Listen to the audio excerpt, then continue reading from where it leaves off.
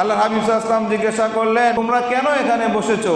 সাহাবায়ে কেরাম বিনয়ের সাথে সমস্যার বলল, আমরা এখানে শুকরিয়া আদায় করতেছি আল্লাহ যে আমাদেরকে হেদায়েত দিয়েছে এবং আপনাকে আমাদের কাছে আল্লাহ রাব্বুল আলামিন নিয়ামত হিসেবে পাঠিয়েছে। বলুন সুবহানাল্লাহ। সম্মানিত হাজিরিন, আল্লাহর হাবিব সাল্লাল্লাহু আলাইহি ওয়াসাল্লাম উনি শুধু আমাদের জন্য নয়, উনি সমস্ত সৃষ্টিকুল, সমস্ত মাখলুকাত, 58,000 মাখলুকাত আল্লাহ রাব্বুল আলামিন যা কিছু সৃষ্টি করেছেন সব কিছুর জন্য আল্লাহ রাব্বুল আলামিন রহমত হিসেবে প্রেরণ করেছে। বলুন সুবহানাল্লাহ। সূরা আম্বিয়ার 107 নম্বর আয়াতের ভিতরে আল্লাহ রাব্বুল আলামিন বলেছেন, ওয়ামা আরসালনাকা ইল্লা রাহমাতাল লিল আলামিন, আর আমি তো আপনাকে বিশ্ব জগতের জন্য রহমত হিসেবেই প্রেরণ করেছি। বলুন সুবহানাল্লাহ। এবং অন্য আয়াতের ভিতরে আল্লাহ রাব্বুল আলামিন বলতেছেন, কুল বিফাদলিল্লাহি ওয়া বিরহমাতিহি ওয়া বিযালিকা ফালইফরাহু ওয়া খায়রুম মিম্মা ইয়াজমাউন।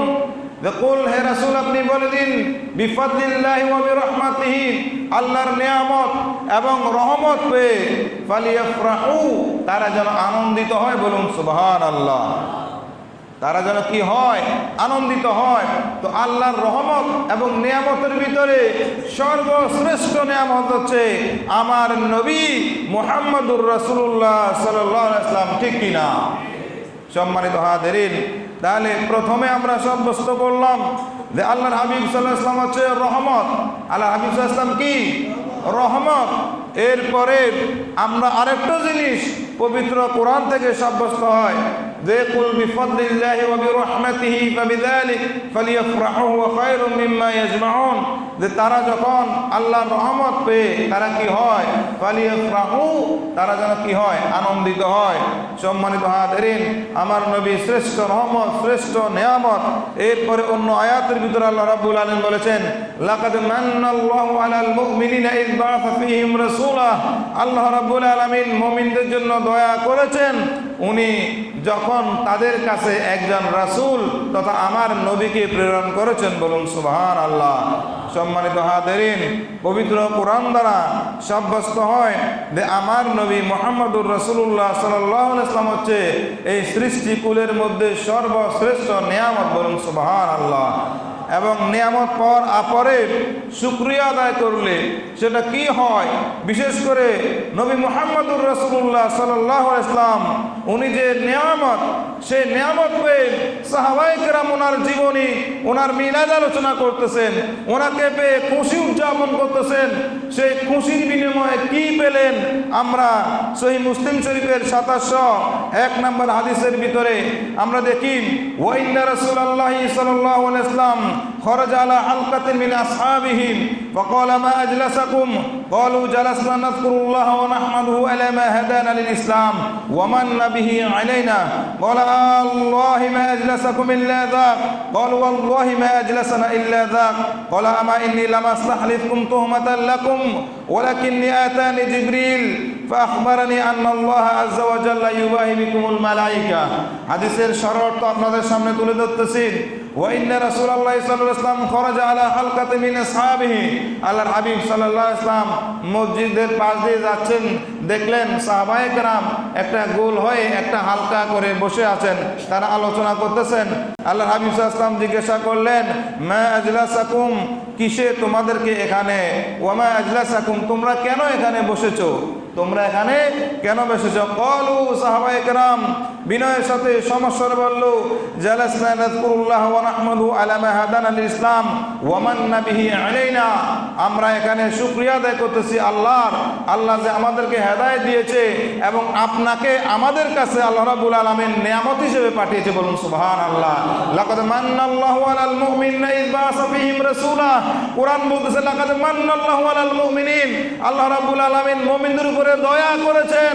ইয বাআসা ফীহিম রাসূলা, যখন তাদের নিকটে একটা রাসূল পাঠিয়েছেন, যে রাসূল সিরাজাম মুনিরা হিসেবে এসেছেন, হেদায়েতের আলো জ্বালিয়েছেন। যেই মক্কা এবং মদিনায় পুরো আরব বিশ্বে মানবতার কোনো হক ছিল না, এতিমদের, নারীদের, শিশুদের, গোলামদের কোনো সেক্টরে কারো কোনো অধিকার ছিল না, আমার নবী এসে সে সকলের অধিকার প্রতিষ্ঠা করেছেন, সকলের আপনার মর্যাদাটা দিয়েছেন, তাদেরকে হেদায়েতের আলো, শিরিক থেকে হেদায়েতের আলোতে নিয়ে এসেছেন। এই জন্য বলতেছেন, ইয়া রাসূলুল্লাহ, ইয়া হাবিবাল্লাহ, আপনাকে দারাজা আল্লাহ রাব্বুল আলামিন সিরাজাম মুনিরা হিসেবে পাঠিয়ে আমাদেরকে যে আল্লাহ হেদায়েত দিয়েছেন এবং আপনাকে যে আমাদের জন্য নিয়ামত হিসেবে পাঠিয়েছেন, এই জন্য আমরা এখানে বসে বসে এই হালকা আমরা বসে বসে সেই আলোচনা করতেছি, আপনার মিলাদের আলোচনা করতেছি। আপনাকে যে পাঠিয়েছে, পাঠানো মানে মিলাদুশ শরীফ, এটার আলোচনা করতেছি। তখন আল্লাহর হাবিব সাল্লাল্লাহু আলাইহি ওয়াসাল্লাম বলল, আল্লাহি মা আজলাসুকুম ইল্লা যাক, ওয়াল্লাহি আল্লাহর শপথ করে বলছি, সত্যি তোমরা কি এটা ছাড়া অন্য কোন কারণে বসো নাই? সাহাবায়ে কেরাম বলল, ওয়াল্লাহি মা আজলাসানা ইল্লা যাক, এটা ছাড়া অন্য কোন কারণে আমরা এখানে বসিনি।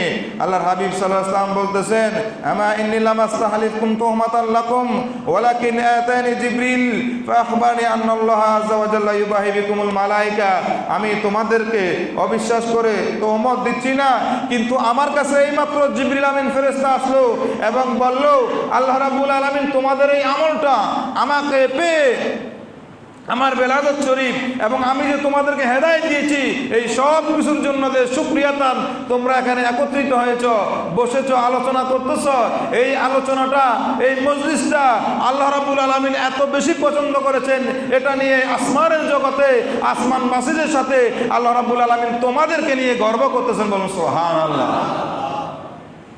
কারণ আমরা যে মসজিদে এই মিলাদের আলোচনা করতেছি, আল্লাহ হাবিবের নেয়ামত পেয়ে আল্লাহ হাবিব সাল্লামকে আল্লাহ রাব্বুল আলামিনের পক্ষ থেকে নেয়ামত হিসেবে পেয়ে আমরা যে খুশি উদযাপন করতেছি, তো আল্লাহ রাব্বুল আলামিন কি আমাদেরকে নিয়ে কি গর্ব করতে পারে না? সহিহ মুসলিম শরীফের ভিতরে আছে, মাজতামা কওমুন ফি বাইতিন মিন বুয়ুতিল্লাহ ইয়াতলুনা কিতাবাল্লাহি ওয়া ইয়াতাদারাসুনা বাইনাহুম ইল্লা নাযালাত আলাইহিমুস সাকিনা ওয়া গাশিয়াতুমুর রাহমা ওয়া হাফাতুমুল মালায়েকা ওয়া যাকারহুমুল্লাহু ফি মান ইনদাহু ইলা আখিরিল হাদিস। আল্লাহর হাবিব সাল্লাল্লাহু আলাইহি ওয়াসাল্লাম বলেছেন, মাজতামা কওমুন ফি বাইতিন মিন বুয়ুতিল্লাহ, যখন কোন সম্প্রদায়, কোন মানুষ এক জায়গায় একত্রিত হয় মসজিদের ভিতরে আল্লাহর ঘরে, ইয়াতলুনা কিতাবাল্লাহি ওয়া ইয়াতাদারাসুনা বাইনাহুম, সেখানে আল্লাহর কিতাবের তিলাওয়াত হয় এবং সেটার দরস আমি শুরু করেছি ওয়া মা আরসালনাকা ইল্লা রাহমাতুল লিল আলামিন দিয়ে, আমি শুরু করেছি কুল বিফাদলিল্লাহি ওয়া বিরহমাতিহি দিয়ে, আমি শুরু করেছি লাকাদ মান্নাল্লাহু আলাল মুমিনা ইয বা'আথা ফীহিম রাসূলা, আল্লাহ যে আল্লাহর হাবিব সাল্লাল্লাহু আলাইহি ওয়াসাল্লামকে আমাদের জন্য নিয়ামত হিসেবে পাঠিয়েছেন, সেটার সপক্ষে আবার মুসলিম শরীফের হাদিস এনেছি, কোরআন এবং সুন্নাহ। আল্লাহর হাবিব সাল্লাল্লাহু আলাইহি ওয়াসাল্লামের হাদিসে বলতেছে, ইয়াতলুনা কিতাবাল্লাহি ওয়া ইয়াতাদারাসুনা বাইনাহুম, আল্লাহর কিতাবের তেলাওয়াত এবং সেটার ব্যাখ্যা, দরস, তাদরিস হয়। ওই মজলিসের গুরুত্ব আল্লাহর কাছে, ইল্লা নাযালাত আলাইহিমুস সাকিনা, তাদের উপরে শান্তি নাযিল, ওয়া হাফাতুমুল মালায়েকা ওয়া গাশিয়াতুমুর রাহমা ওয়া হাফাতুমুল মালায়েকা, রহমত তাদেরকে আচ্ছাদন করে রাখে এবং রহমতের ফেরেশতাগণ চারদিক থেকে তাদেরকে ঘিরে তাদের রহমত এবং মাগফিরাতের জন্য আল্লাহর কাছে তাদের বুলস আপনার রফেদরতের জন্য অনবরত দোয়া করতে থাকে। বলুন সুবহানাল্লাহ।